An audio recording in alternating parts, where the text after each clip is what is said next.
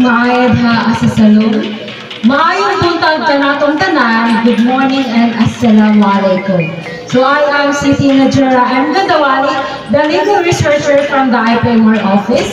So before he begins his Indigenous Peoples Report, allow me to give a brief introduction to our next important guest who will be delivering his speech today. He is the third selected Indigenous Peoples Mandatory Representative and currently serves as City Councilor of Iligan City.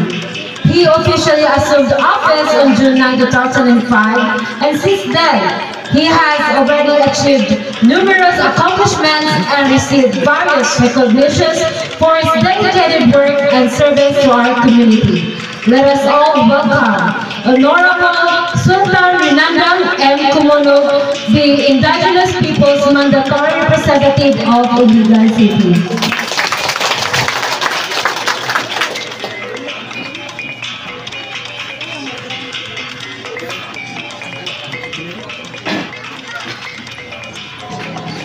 Una sa tanan, maayong buntag sa tanan nga mga dato, mga bae sa 8 kagaot nga nadir karon.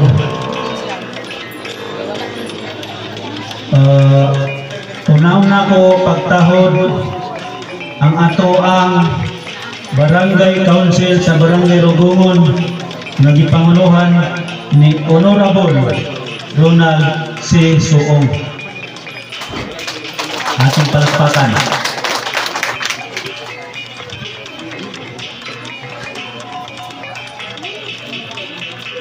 Ako pong pagtahod sa ato ang Division Superintendent Dr. Jonathan De La Piña.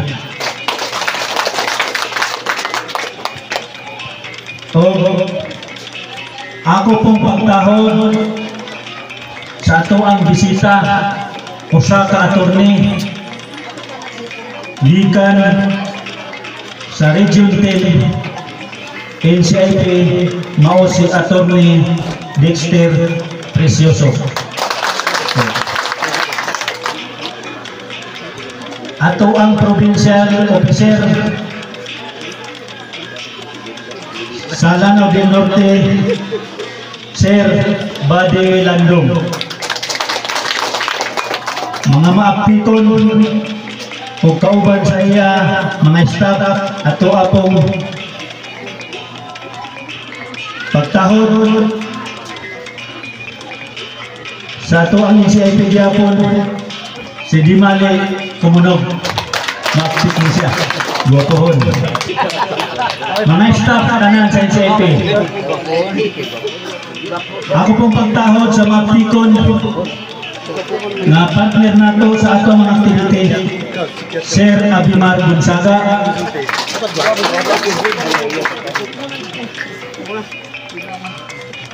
Gikan po sa City Planning Office, ato ang partner sa HDPP, Ma'am Renefe Padilla. O sa ato ang Presidente ang table na si Ma'am Vilma Araso o si Ma'am Navy Coronel. Sa ato ang IPS Head, Bayogkate, Honorable Kapitan Baser Kumunog. Sa ato ang umasisi aktibo kauban sa iyang duha kakonsultan, si Sir o si Ma'am Maricel Timbangan Ilianes para sa Hidaw Tribe o si Ma'am Milene para sa Cultural Communities o si Jing Marohong konsultan sa Maranao. Organizer sa umasisi Iligan City under City News Office.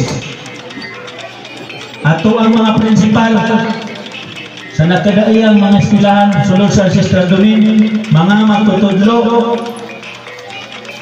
mga tribal council, dato bae, mga baylan, sa sulod sa 8 kagaok o sa ato ang mga media.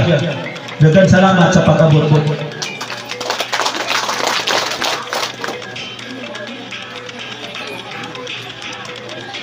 Ang ako ang karong programa mao ang IPMR report sa gamay nga mga accomplishment.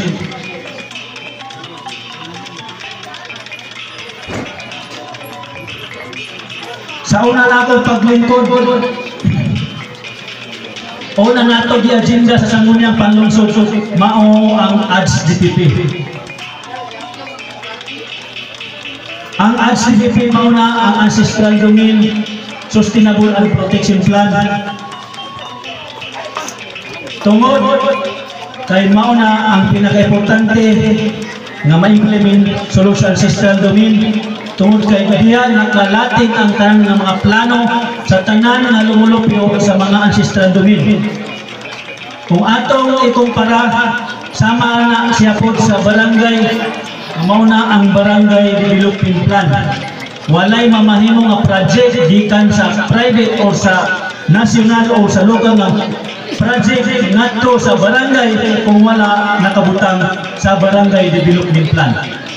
Kung sama sa ADS-DPP, kung ancestral domain man kita, walay mamahimo nga project kung wala makabutang diya sa ADS-DPP. O diretso ka na siya na aproban sa sangguniang panglungsod o gi-aproban sa ato ang halandon nga mayor W siya o natagaan ka na siya o budget. So walay babag madili ka na siya mahuman tungod kay ang uban ng mga technical working group na ningkamot ani atong partner ang Equate, ang NCIP office, ang umasisi, city planning,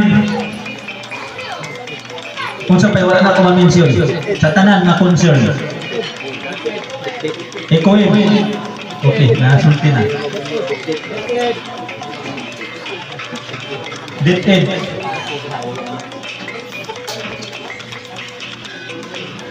Kining ADS-DPP ang importante ani, pero ako lang discuss na kay akong assessment report magupro ang dakong kay baluan ang NCIP. Doon na paglang ato ang attorney.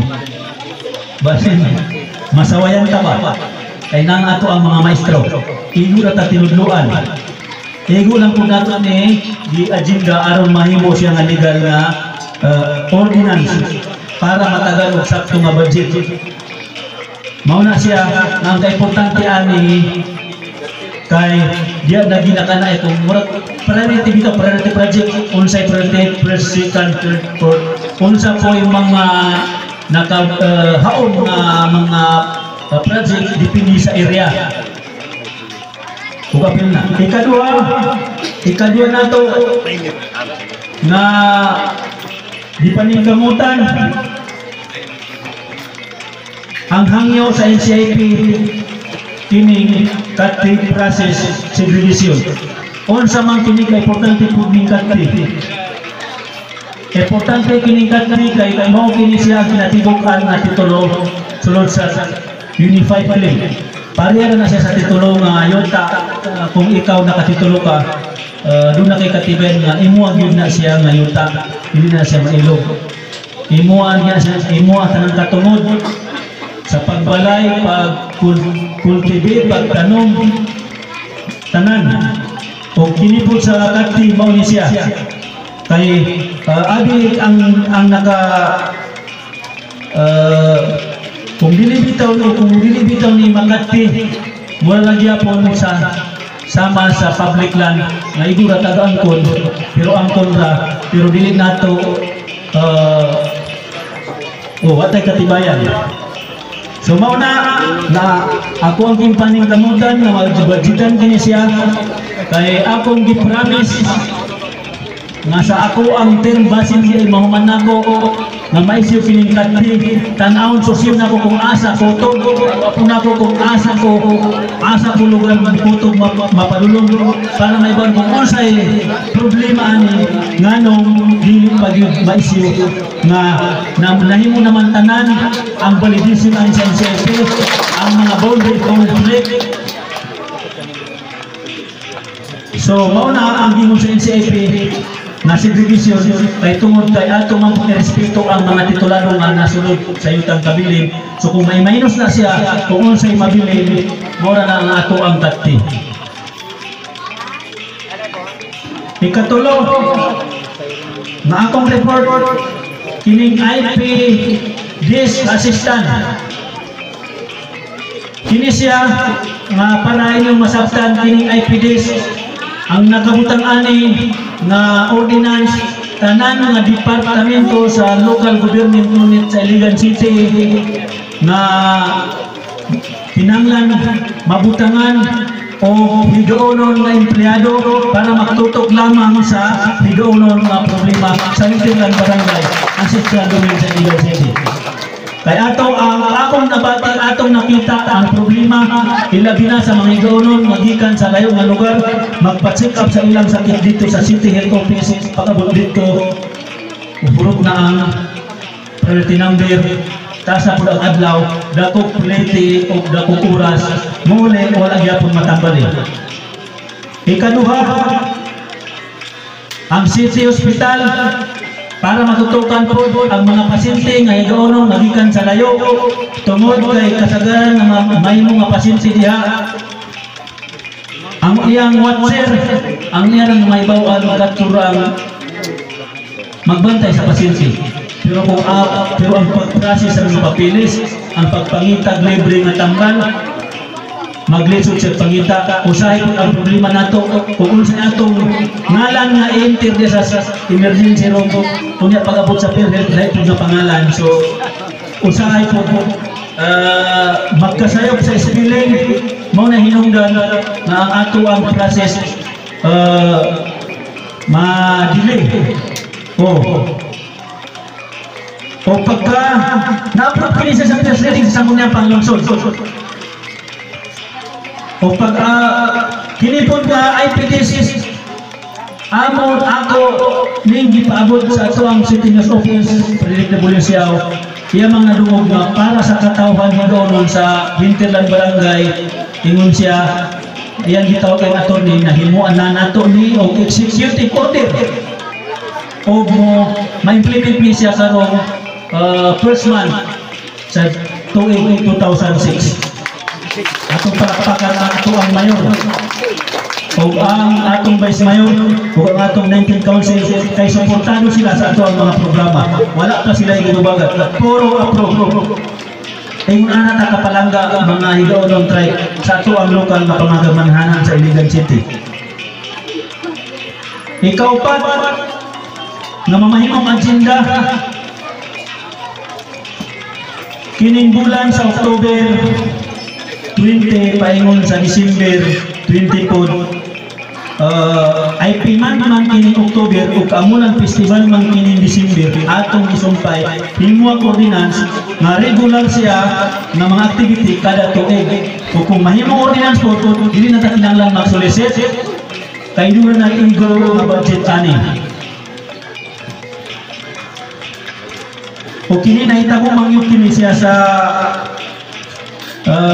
ato ang flag ceremony mao ni ang atong himo dito nga message atong October 20 mao to nga ako nagaling mention atong mga konsehal ating Vice Mayor nga may mo ni siya nga mass motion walay sumpa basta mass motion gani ang sa ordinance diretso na sa second reading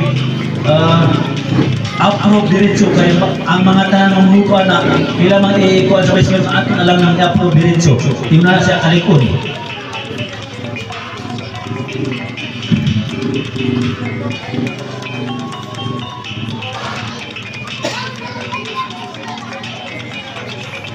Niadtong September 30 ni participate kita atong gisulayan nga magkahiusa ang 8 kagaog pinaagi sa opening salvo sa IP man nagpahigayon ang community o opening salvo parig dire sa Barangay Rugumon atong palakpakan tungod kay ang ato ang gisugdan nato pagsulay nga magkayo sa Diyos mawala ng pagkawatak-watak sa tribo o sa mga teritoryo. Mao to nga pagka October 24 nag-opening program kita dito sa flag ceremony sa Buanginan Health City Hall. Mao to nga nakita sa ato ang LGU gyapon ang atong panagiusa busa nalipay sila o natagaan sila encourage sila suportan ang atong mga programa. O niadtong October 22 ang Malaybalay City nag-celebrate o IP man o Kepra sa itong sa tawag ato pagpahinumdum ba? Mao to nga atong giatinan dito na ato namin ang ato ang attorney preciso mo na akong idol nga mga speaker kay na masabtan yung pagkaroon ang iyang mga pagpasabot ko kining EPRA. Dayon sa October 25 niatin kita po invite kita sa mga estudyante sa IIT ng mga indigenous people. Ug mo to imo nila nga first time kini na dugay namin ga-celebrate og IPD para po sa tanang mga estudyante. Pero nanalaman ni matod nila kay amo ang namit ang ato ang Sangguniang Panglungsod nga komite. Tapos dito nato na sila mga mitakan nagibutang dito. Tapos ilang akong gipabasa kung akong giingon nga tipukan na i-apel nato sa atong agenda para ang Sangguniang Panglungsod. Kaya ang atong agenda daghan man. Tungod kay ang uban na atong nakita dito nga isyu, unang may mga tribo na ilang ikaulaw, ang ilang pagka-tribo. Unya dagang na tribo, tungod kay ang ET, apil baya ang Luzon, tanan pa sa Pilipinas, dagang kay eskwela diha. Kung ako pong gimension dito, nga saludo ko sa mga higorong na tagarugomon tungod kay mga bright, tanan nagikan diya sa eskwela sa Agricultural High School, nag-take of exam sa IIT, nakahuman, nahimong mga maestra. So ato kining padayonon, mao tayo akong gi-message itong atong padayonon, dili lang sa IIT, tanan ng mga eskwelahan, i-organize tanan ang mga IP ng mga estudyante. Para dili man nato mahatag tanan ang panginahanglan tungod kay usa lang kita ka legislator. Kung pagkabot 25 to siya, pagkabot sa 26 bigay na po kita sa Manila tungod kay dito nato ipakita o ibarog kung unsa kalig-on o unsa ka mga higugmaon sa kultura ang mga IP sa Iligan City. Kung ako pa gani ang naimo dito nga speaker nga akong gipresent dito ang tibuok nga IPMR report sa Region 10. O kini po mao to nga wala pa na ako mahuman ang program dito. Mao to nga ako pong gisil akong pag-uli din sa Mindanao kay nakastigil man ni ato ang National Indigenous Peoples Man Celebration Stakeholder Convergence diri sa Sikyok sa Walo Kagaok, Iligan City. Kay kini nga schedule amo manigda ang gisabutan ni Sir Buddy Landong na amo gani ang gibutang na celebration is 31 pero halibiman.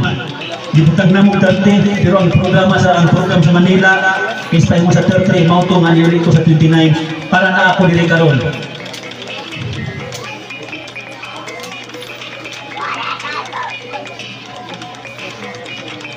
Kung sa ako ang pag-report dito, ako yung gidayag ang atong panagiusa ang sinuportahay ang maayong pag-assist sa NCIP, sa region o sa Iligan City. Tungod kay wala kita'y nakita ng mga problema pinagi sa mga pag-implementar o atong partner po sa LGU maayo man Tungod kay amo bandito nga report ilang kontra ang LGU, ilang kontra ang gobernador. Bisan pa mahimo kang ipiman duna na ang kuha ikan sa NCIP. Dili gyapon kalingkod hangtod kuno nga namatay na lang. Ingon ana di kalisod kung dili nato kaalyado ang LGU. Pero diri sa ato dili gyapon ingon ana kay kaalyado dili pa lingkoron gyud tungod kay musmasundan sana dili man kita masinupakon sa balaod. Dili kita madinungtanon. So, gikan sa NCIP, sa IPMR, kasi City Mayor's Office, ug sa ngunang panglonsod, maayo mo ang relasyon. Busa sa dunay mga programa nato sa Bintilan Barangay, sa mga igaunon, tribe, mahimo nato nga mga ordinance, wala yoy babag.